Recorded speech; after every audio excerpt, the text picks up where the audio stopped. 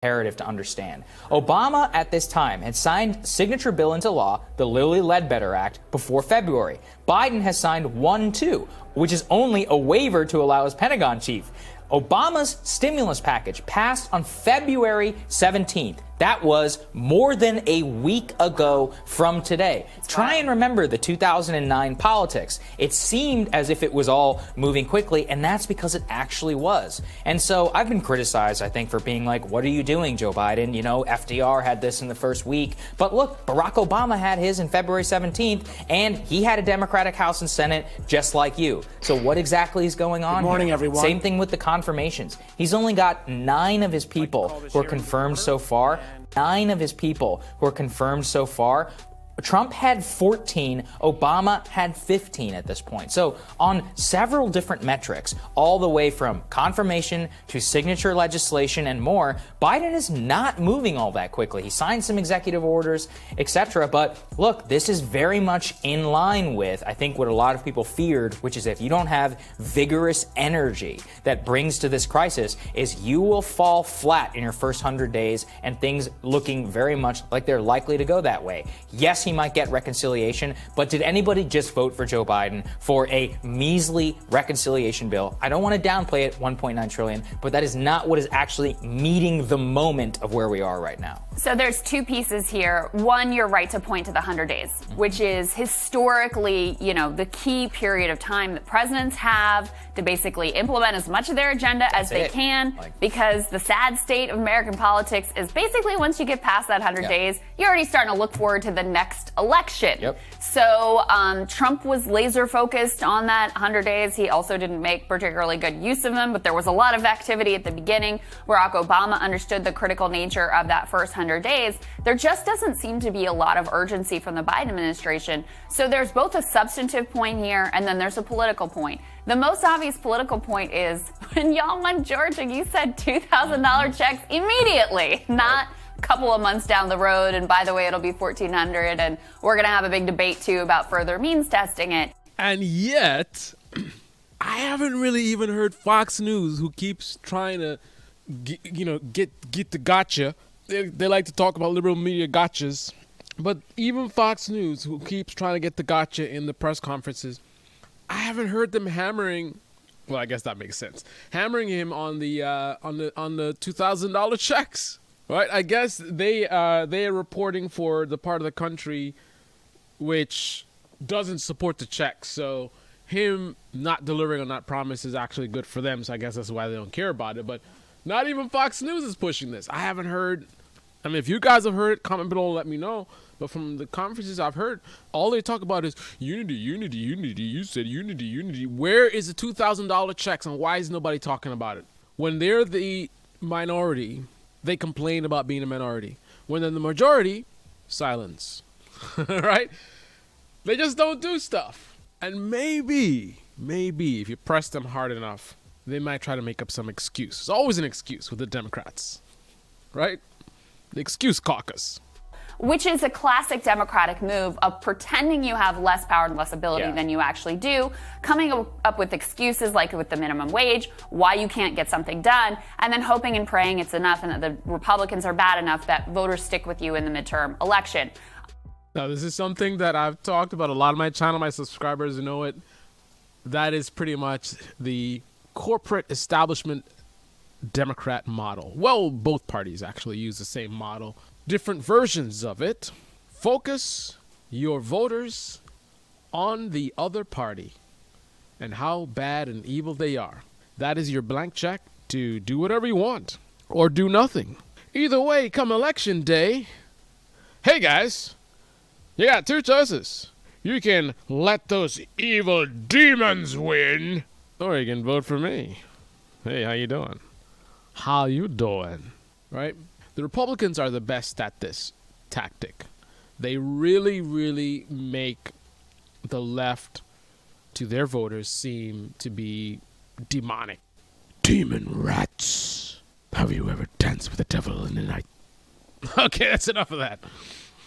Anyway, I mean, they make someone like Biden, who is like a Republican, basically, him seem like a radical left. somehow. He's a socialist. He's gonna abolish the police. And come on, really? But they're very effective at pushing this narrative. And then when election day comes, all the corruption that they've done, all the betrayal that they've done to their voters, they don't even remember any of it. Conservative media doesn't cover it. They don't talk about it. They always make excuses for it, right? Cruz just went on a vacation. They're upset because he went on a vacation. That's the worst you've got. I mean, we've got the evil Democrats who want to get rid of all police, and they want to make minimum wage $100 an hour, versus somebody who went on vacation because they wanted to be a good dad. Who do you think they're going to vote for? Right? And the other side of that is the excuse making, right? We want to do this, but those other guys, they're in the way. And it's really good when the Democrats are in the minority, because the Republicans do generally, obstruct, right? So then you just sit back on your ass and do nothing, and you just say, "Oh, Mitch McConnell, look what he's doing. He's so bad. I really want to help you guys, but I can't because of Mitch McConnell." Okay, I gotta catch a plane. I'm going skiing in the Alps. I gotta go buy a new $20,000 fridge for my ice cream. It's been melting lately. Right. There's another piece. This is kind of the brewing fight that's coming down the road here. Let's throw this tear sheet from Axios up on the screen. Bernie Sanders has been the one person who actually has been prepared for this era and had an agenda and knew what he wanted to do. And, it's a good thing that we didn't, good thing we got rid of him, right? Good thing we got rid of him. And we stuck with the corporate establishment Democrat. And I say this as a guy who actually voted for Biden, and I'm essentially getting what I voted for, which is Trump gone, mostly.